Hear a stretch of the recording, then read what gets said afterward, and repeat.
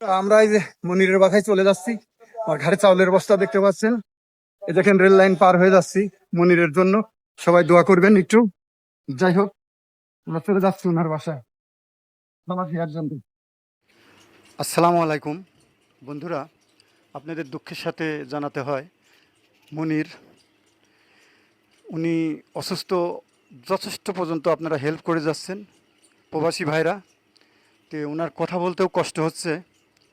তো যাই হোক, আমার এক ছোট ভাই কিছু খাবারের ব্যবস্থা করছিল।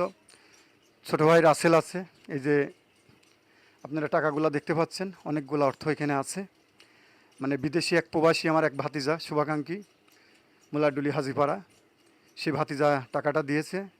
আর রাজাপুর হাই স্কুল থেকে আমরা হেডমাস্টার স্বপন ভাই, বড় ভাই এবং আমাদের শিক্ষাগুরু তেনাকে বলছিলেন অনেক ভাই ভাইস্তি ছোটো ভাইরে ছোট্ট ছোট্ট হাতে ছোট্ট ছোট্ট অনুদান আমাদেরকে দিয়েছে। আমি রাসেল আরও অনেকেই ছিল সহযোগিতা করে এখানে আসছিলাম।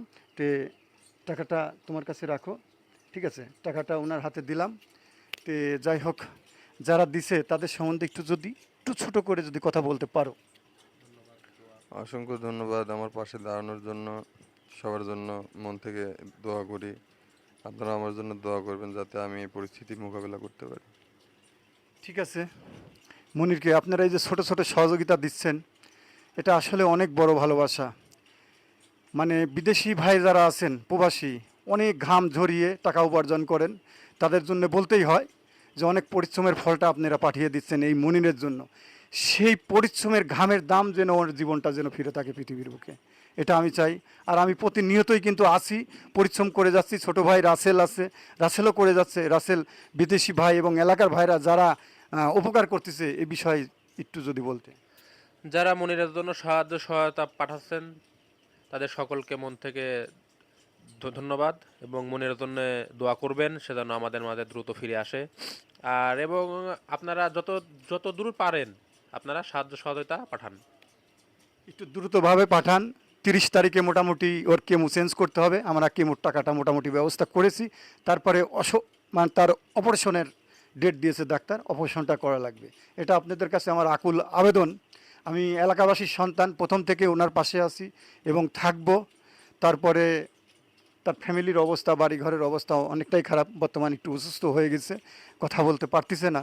তো সবার জন্য আমি দোয়া করি এবং যারা আছেন ওনাকে হেল্প করছেন তাদের জন্য দোয়া করতেছি। আসলে এরকম পরিস্থিতিতে কথা বলাটাও অনেক কষ্ট হয়ে যায়, ফ্যামিলিটাও মানে অবস্থাটা একবারেই খারাপ। ফ্যামিলি এলাকাবাসী যারা আছেন তারা জানেন একটা মানুষ কখন মানুষের কাছে হাত পাতে, যখন তার নিঃস্ব হয়ে যায়, কোনো কিছুই থাকে না, সেই মুহূর্তই আসলে মানুষের কাছে হাত বাড়িয়ে দেয়। তো এই বিষয় হলো, আপনাদের কাছে আবার অনুরোধ করছি মনিরের একটু পাশে দাঁড়ান। এলাকাবাসী যারা বিত্তশালী আছে তারাও দাঁড়াবেন এবং বিদেশি ভাইরা দিচ্ছেন আরেকটু দিবেন, এটা আমার অনুরোধ। ধন্যবাদ। আজকের মতন এখানেই বিদায় নিচ্ছি। আবার অন্য কোনো ভিডিওতে আপনাদের সামনে থাকবো। সবাই ভালো থাকবেন। আসসালামু আলাইকুম।